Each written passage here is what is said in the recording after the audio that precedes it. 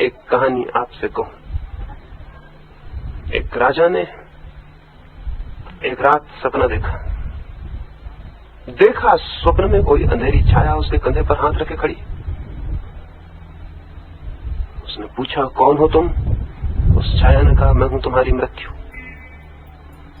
और ये सूचना करने आ गई हूं कि आज सांझ सूरज ढलने के साथ साथ ठीक जगह पर मुझे उपलब्ध हो जाना, मैं तुम्हें लेने आ रही हूं।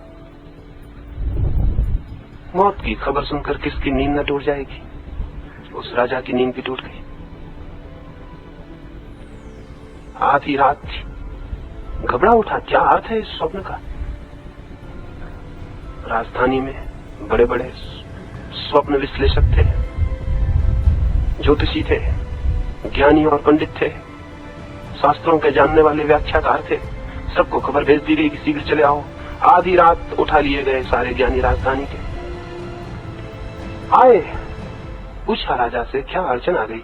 राजा ने कहा, ऐसा ऐसा देखा है स्वप्न, मृत्यु कहती हुई दिखाई पड़ी है, आज सांझ सूरज डूबने के साथ साथ ठीक जगह मिल जाना, लेने आ रही हूं। क्या करूं? क्या है इस स्वप्न का अर्थ? वे पंडित अपनी किताबें साथ ले आए थे, जैसा कि पंडित सदा ही करते हैं, क्योंकि उनकी आत्मा अपने में नहीं होती, अपनी किताबों में होती। वो अपने शास्त्र बांधकर आ गए थे। उन्होंने अपने शास्त्र खोल लिए और अर्थ खोजने लगे। रात बीतने लगी, किसी ने एक अर्थ बताया तो दूसरे पंडित ने उसका खंडन किया, जैसे कि पंडितों की आदत है। जैसे कुत्तों की आदत होती है एक दूसरों पर भौंकने की, वैसे पंडितों की भी होती है। 10 पंडित इकट्ठे रखना, एक उपद्रव करवा लेना। एक उपद्रव हो जाए, झगड़ा हो जाए, हत्या हो जाए, कुछ भी हो सकता है।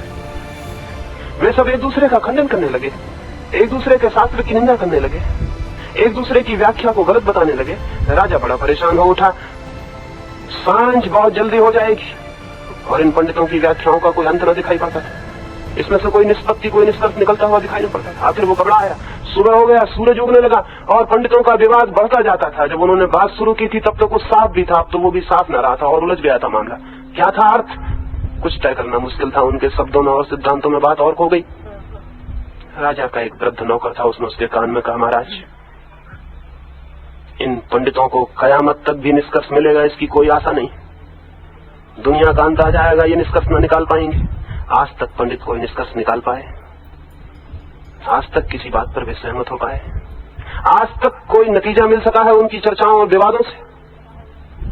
लेकिन इनके विवाद तो लंबे चलेंगे। सांझ जल्दी हो जाएगी, देर नहीं है, सूरज उग आया।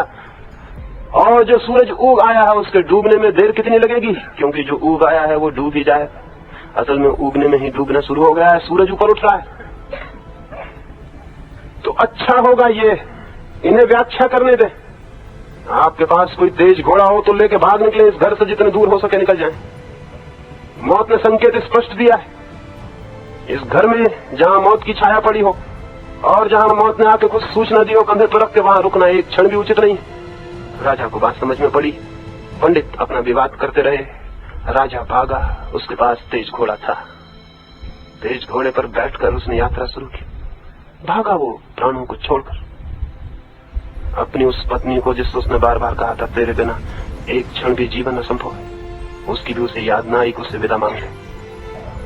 मौत के समय किसको किसकी याद रह जाती है, और वे वचन जो हमने मौत के अनजाने में दिए हों, उन वचनों का किसको स्मरण रह जाता है। जिन मित्रों से उसने कहा था, तुम मेरे प्राणों के प्राण हो और तुम हो इसलिए मेरी जिंदगी में आनंद है, और तुम्हें छोड़ के मैं एक क्षण भी न जी सकूंगा, उनकी भी कोई याद ना आई, उनसे भी विदा लेने का कोई ख्याल न पैदा हुआ। मौत सामने हो तो कौन मित्र रह जाता है। भागा। उस दिन न उसे प्यास लगी और न भूख, न उसने पानी पीने को घोड़ा रोका और न भोजन करने को। वो भोजन लाना भी भूल गया था। कुएं तो बहुत पड़े मार्ग पर, लेकिन उसे प्यास का ख्याल ही न था, और जिसे प्यास ही न हो उसे कुएं से क्या मतलब। मौत थी सामने, मौत थी पीछे, मौत थी आगे, मौत थी ऊपर, मौत थी सब तरफ, और निकल जाना था। जरूर था तेज उसके पास घोड़ा, इसलिए विश्वास बड़ा था कि निकल जाएगा। कोई साधारण आदमी का घोड़ा नहीं था, कोई खच्चर नहीं था, राजा का घोड़ा था। राजा बड़ा था, उसके पास घोड़ा भी बड़ा था। सोचा कि मेरा तेज घोड़ा अगर नहीं ले जा सकेगा तो कौन ले जाएगा, इसलिए निश्चिंत था, हिम्मत से डटा था घोड़े पर। सांझ होते होते वो सैकड़ों मील दूर निकल गया। सूरज ढलने को आ गया था। जो उगता है वो ढलता भी है, उस दिन भी सूरज ढलता ही ढलेगा ही। ऐसा तो कोई दिन होता नहीं कि सूरज न ढले, तो उस दिन भी ढला। राजन ने घोड़ा एक वृक्ष से बांधा, एक बगीचे में, एक गांव के बाहर। सूरज की आखिरी किरण नीचे डूबने लगी। वो घोड़ा बांध भी नहीं पाया था कि उसे एहसास हुआ कि कोई उसके कंधे पर हाथ रखे खड़ा है। पीछे लौट कर देखा, वही छाया, वही सपना, वही रात की मौत खड़ी थी। वो तो घबराया, उसके तो प्राण खप गए। क्या इतनी दौड़ धूप व्यर्थ हो गई? क्या ये दिन भर का परिश्रम और दिन भर की भूख प्यास सब उसे याद आ गई। और उसने कहा, तुम कौन? मौत ने कहा, सुबह तुम्हें मिली थी, इतनी जल्दी भूल गए। रात ही तो खबर दी थी मैंने, और खबर इसीलिए दी थी कि मैं खुद डरी हुई थी कि तुम इस बगीचे में, इस झाड़ के नीचे तक आ सकोगे कि नहीं। यहाँ तुम्हारे मरने का समय और स्थान तय है। घोड़ा तुम्हारा तेज हो, उसे मैं धन्यवाद देती हूँ। ठीक वक्त पर तुम्हें ठीक जगह ले आया।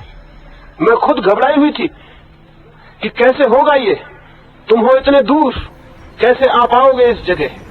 लेकिन घोड़ा सच राजा, घोड़ा तुम्हारा तेज, एक राजा का ही घोड़ा है। ठीक वक्त पर ठीक जगह ले आया। धन्यवाद है तुम्हारे घोड़े का।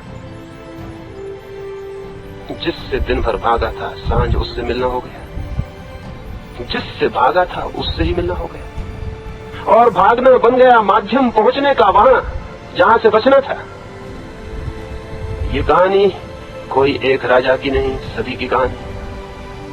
बात दूसरी है, किसी के पास थोड़ा कमजोर घोड़ा है, किसी के पास थोड़ा तेज। कोई जरा धीमे दौड़ रहा है, कोई जरा तेजी से दौड़ रहा है। किसी की दौड़ उदयपुर तक है, किसी की दौड़ दिल्ली तक है, किसी की और आगे तक है। अपने अपने घोड़े हैं, अपनी अपनी दौड़ है। लेकिन एक बात तय है, और बड़े मजे की बात यह है कि सब घोड़े ठीक वक्त पर ठीक जगह पहुंचा देते हैं। और मौत ने सिर्फ राजा को धन्यवाद दिया, शिष्टाचार बस, क्योंकि आज तक किसी घोड़े ने कभी किसी को नहीं चुकाया। सब घोड़े ठीक वक्त पर ठीक जगह पहुंचा देते हैं, चाहे मौत सूचना दे और चाहे न दे। हमारी सारी यात्राएं जिसमें हम मौत और दुख से बचने में ही संलग्न रहते हैं, हमारे जीवन का सारा उपक्रम, हमारे जीवन की सारी चेष्टा क्या है? दुख से बचने की चेष्टा है, मृत्यु से बचने की चेष्टा है। सदा बने